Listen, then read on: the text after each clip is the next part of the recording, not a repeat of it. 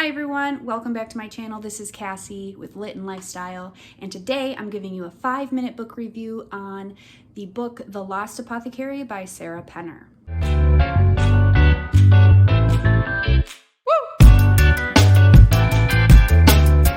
The Lost Apothecary is a fascinating tale that's narrated by two different women and one very curious 12-year-old girl.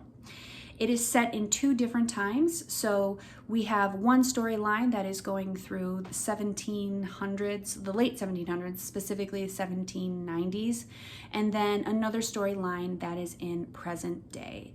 Our character that is set in the present day, her name is Caroline, and she is from the United States, but she is spending her 10-year wedding anniversary in the city of London alone for part of the book. And she's just kind of come across some information that is really making her look at her life and realize how much she has sacrificed and given up for her husband, and wondering how she can kind of get some of those things back. While she's in London, she comes across some information about this apothecary from 200 years ago, and she starts to kind of investigate this story and the apothecary to see if she can figure out what has happened. What happened to the apothecary so long ago.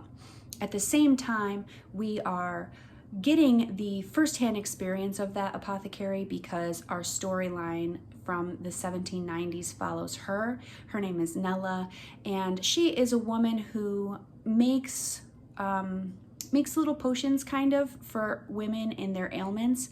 However, she takes it a step farther and also makes them poisons if they need to kind of like murder. And by kind of murder, I mean really murder the men in their life that are not treating them right. We also get another character that comes in who's a 12-year-old girl, and she is one of Nella's customers, so she is also in the storyline of the 1790s.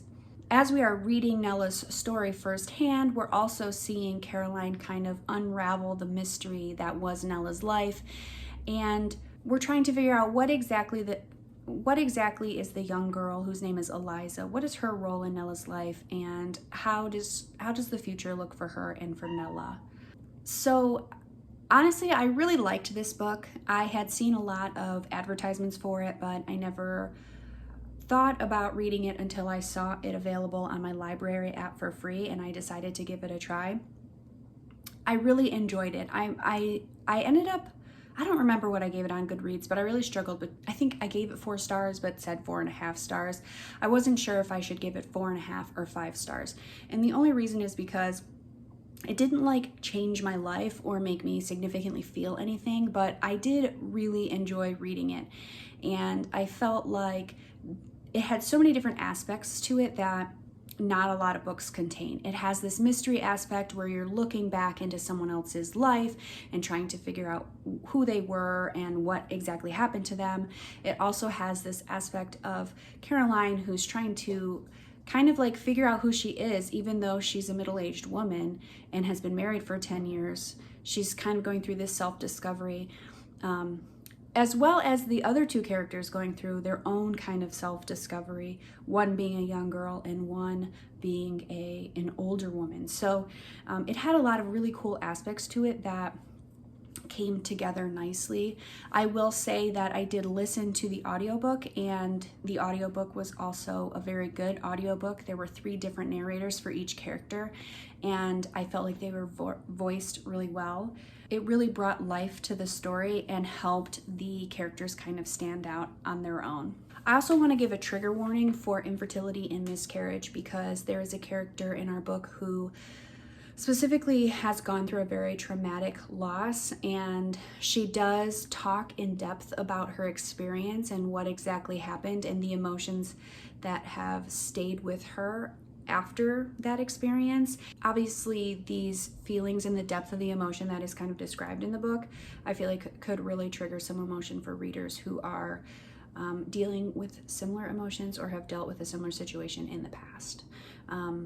But other than that, I would really recommend this book. I really enjoyed it.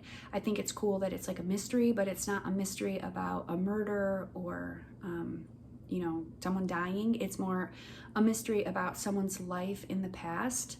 And I find those types of books to be really interesting. So if you decide to read it because of this review, or if you have read it and you really enjoy it, please go ahead and let me know in the comments below. I would love to talk to others about this book. And if you are interested in hearing some more 5-minute book reviews, go ahead and hit that subscribe button so that you can see when I upload some more. Thanks, guys.